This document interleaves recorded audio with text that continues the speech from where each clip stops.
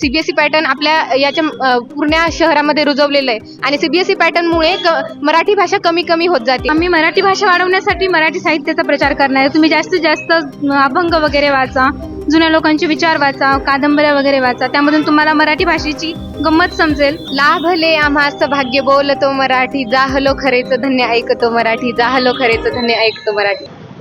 दिल्लीमध्ये मराठी साहित्य संमेलन पार पडलं आणि ज्याची चर्चा आता देशभरात चालू आहे. त्याच्यामध्ये पंतप्रधानांनी केलेली लावलेली उपस्थिती असो किंवा तेथील अध्यक्षांचं झालेलं भाषण, हे सगळ्या गोष्टी चर्चेच्या आहे.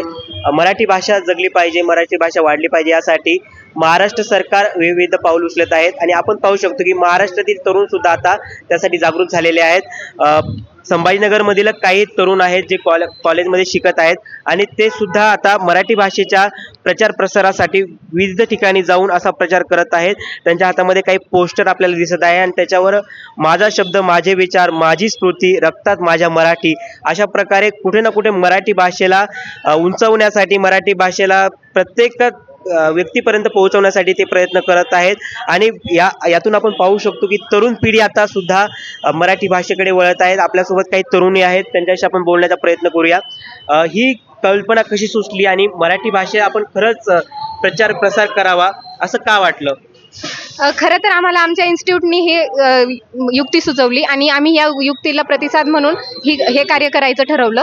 आजच आमची सुरुवात आहे आणि सुरुवातीलाच आम्हाला इतका प्रतिसाद भेटतो, याचा खूप अभिमान वाटतो.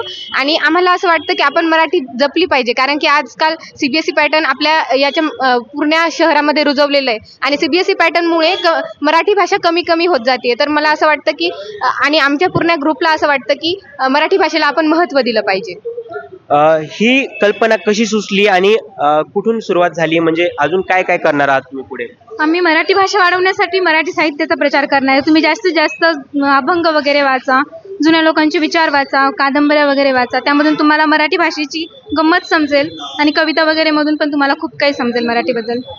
पण तुम्ही फक्त जाऊन सांगणारच आहात का विविध उपक्रम राबवणार आहात? विविध उपक्रम राबवणार आहेत. आमच्या क्लासमध्ये पण आम्ही याबद्दल घेणार आहेत. साहित्य वाचनाचा कार्यक्रम पण ठेवणार आहे.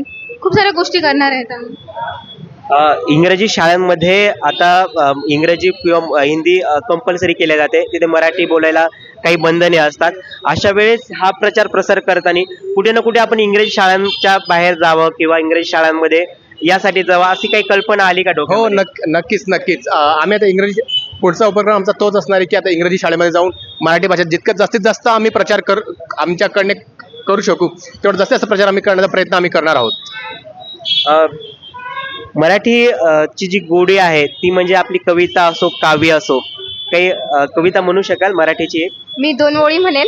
लाभले आम्हास भाग्य बोलतो मराठी, जाहलो खरेच धन्य ऐकतो मराठी, जाहलो खरेच धन्य ऐकतो मराठी. खरंच मराठीची किती गोडी आहे की जगभरात हेवा वाटेल अशी ही मराठी आहे आणि मराठीने या देशाला नव्हे तर जगाला खूप काही दिलंय. मी राम बुधवंत, नवराष्ट्र न्यूज, छत्रपती संभाजीनगर.